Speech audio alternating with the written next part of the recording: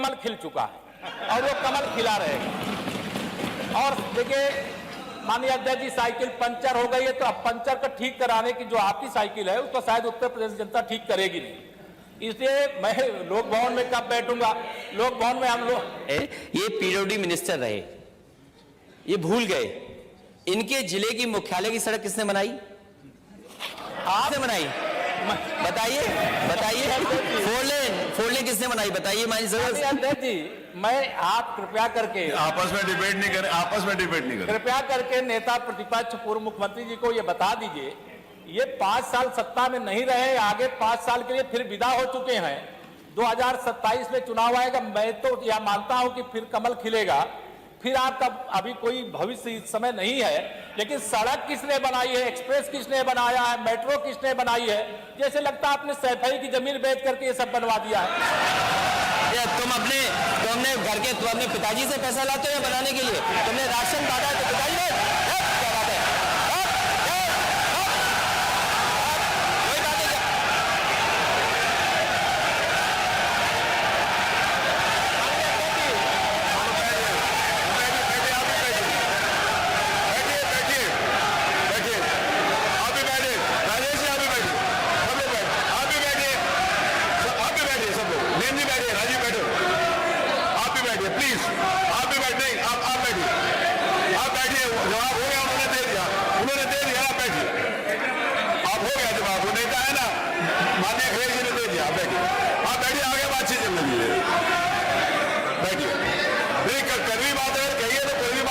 दोनों बात आपने भी कड़वी बात कही, उन्होंने सुनी, उन्होंने कड़वी बात की, आप सुनिए। बैठिए बैठिए मनीष जी, मनीष सिंह जी बैठिए, आप भी बैठे, सब लोग बैठे। अध्यक्ष जी,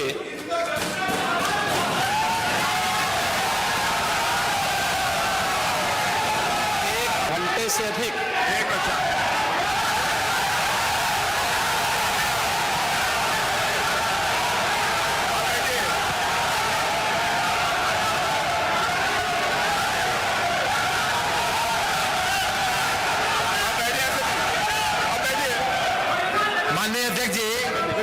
सदन खड़े हैं माननीय, आप अनुमति दे चुके हैं, उसके बाद ये शोर शराबा ठीक नहीं है, ये उचित बात नहीं। अध्यक्ष जी,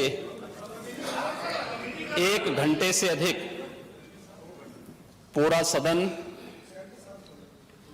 माननीय नेता प्रतिपक्ष को सुनता रहा। बड़ी शालीनता के साथ उन्होंने अपनी बात कही। विपक्ष के नेता का जो दायित्व था, उन्होंने अपने कर्तव्यों का निर्वहन किया, हम लोगों ने सुना। इस सदन में और सरकार के उप मुख्यमंत्री अपनी बात को रख रहे हैं, बीच में रनिंग कमेंट्री का मतलब क्या है? और दूसरा, एक सम्मानित नेता के खिलाफ असभ्य शब्दों का प्रयोग हो, तो शब्द का प्रयोग हो, तो ठीक नहीं है। और मैं बड़ी विनम्रता से कहूंगा नेता प्रतिपक्ष को कि आपको इतना उत्तेजित नहीं होना चाहिए। देखिए, सफाई की बात नहीं कर रहा हूं मैं, सवाल सफाई का नहीं है। देखिए, हम लोग भी जो विकास कार्य करा रहे हैं, या आपकी सरकार के समय जो विकास कार्य हुए होंगे, ये हमारी ड्यूटी थी। सरकार सरकार होती है और हर सरकार को अपनी उपलब्धि को कहने का अधिकार है। माननीय उप मुख्यमंत्री जी ने बिल्कुल सही कहा कि विकास, आपने कहा, आप विकास की जब चर्चा हुई तो उन्होंने जो बातें कही बिल्कुल ठीक ढंग से की थी। आपके यहां के दूसरे नेता या जब माननीय उप मुख्यमंत्री का यहां पर भाषण संपन्न होता, उसके बाद अपनी बात आप लोग कह सकते थे। लेकिन देखिए, मैं कल भी देख रहा था, कल माननीय वित्त मंत्री जब यहां पे जवाब देने के लिए खड़े हुए, उन पर जिस तरीके की भाषा का प्रयोग उस समय किया गया, आज फिर हम देख रहे हैं। देखिए, लोकतंत्र में हर सदस्य को सदन में अपनी बात रखने का पूरा अधिकार है, और अगर आप कहेंगे तो कैसे इस बात की अपेक्षा रखते हैं कि इस पार से उसका जवाब नहीं मिलेगा? पूरे 1 घंटे से अधिक समय तक पूरा सदन और खासतौर पर सत्ता पक्ष से जुड़े हुए सभी मान्य सदस्यों ने आपकी बात को बहुत ध्यान से सुना। देखिए, सहमत होना ना होना अपना विषय है, नहीं सवाल दूसरा नहीं। देखिए सवाल, देखिए सफाई भी इसी प्रदेश का हिस्सा है। अध्यक्ष महोदय, सवाल ये नहीं है, मैं सुनने को तैयार हूं। अच्छा, मुख्यमंत्री जी बोल रहे हैं, सफाई भी तो इसी प्रदेश का हिस्सा है। नहीं सफाई, देखिए भाषा आप उसको बाद में बोल सकते हैं। देखिए हमारी सहमति असहमति हो सकती है, देखिए हमारी असहमति असहमति हो सकती है किसी बात पर, हम बाद में इस बात को करेक्शन करा सकते हैं, लेकिन तो मैंने शब्द का प्रयोग नहीं किया जाना चाहिए और किसी भी असभ्य भाषा का प्रयोग नहीं होना चाहिए। और मैं माननीय अध्यक्ष जी से अनुरोध करूंगा कि अगर इस प्रकार की शब्दावली प्रोसीडिंग का हिस्सा बनी है तो कृपया उसको हटवा दें, क्योंकि यह गलत परंपरा होगी और मैसेज का देश के अंदर खराब जाएगा। हमें हमेशा इस बात को ध्यान में रखना होगा, सदन की मर्यादा का ध्यान हर हाल में बनाए रखना होगा। दूसरा, जब एक सदस्य बोल रहा हो तो सदस्य के बीच में, और खासतौर पर उप मुख्यमंत्री बोल रहे हो, तो बीच में रनिंग कमेंट्री करना, बीच में धमकी देना, ये चीजें ठीक नहीं है और मुझे लगता है सदन की मर्यादाएं इससे आहत होती हैं।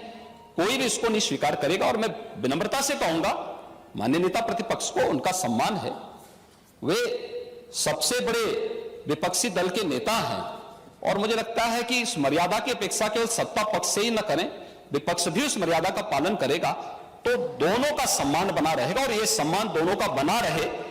देखिए सहमति और सहमति लोकतंत्र की ताकत है, या आवश्यक नहीं, हम ये नहीं कहते हमारी बात से सहमत हूं, या मैं ये भी नहीं कह सकता कि मैं आपकी बात से सहमत हूं।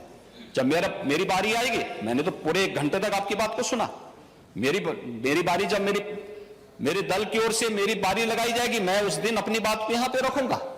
मैंने आपके पूरे भाषण को इसलिए सुना ही नहीं, प्रोसीडिंग मंगाऊंगा, फिर देखूंगा, उसका पूरा जवाब भी दूंगा यहां सदन पे, और मैं उम्मीद करूंगा कि सभी विपक्षी नेतागण उस दिन यहां पर हमारी बात को भी सुनेंगे। वे सबसे बड़े विपक्षी दल के नेता हैं और मुझे लगता है कि इस मर्यादा की अपेक्षा केवल सत्ता पक्ष से ही न करें, विपक्ष भी उस मर्यादा का पालन करेगा तो दोनों का सम्मान बना रहेगा और यह सम्मान दोनों का बना रहे। देखिए सहमति और सहमति लोकतंत्र की ताकत है, या आवश्यक नहीं, हम ये नहीं कहते हमारी बात से सहमत हूं, या मैं ये भी नहीं कह सकता कि मैं आपकी बात से सहमत हूं। जब मेरी बारी आएगी, मैंने तो पूरे 1 घंटे तक आपकी बात को सुना, मेरी बारी जब मेरे दल की ओर से मेरी बारी लगाई जाएगी, मैं उस दिन अपनी बात को यहां पे रखूंगा।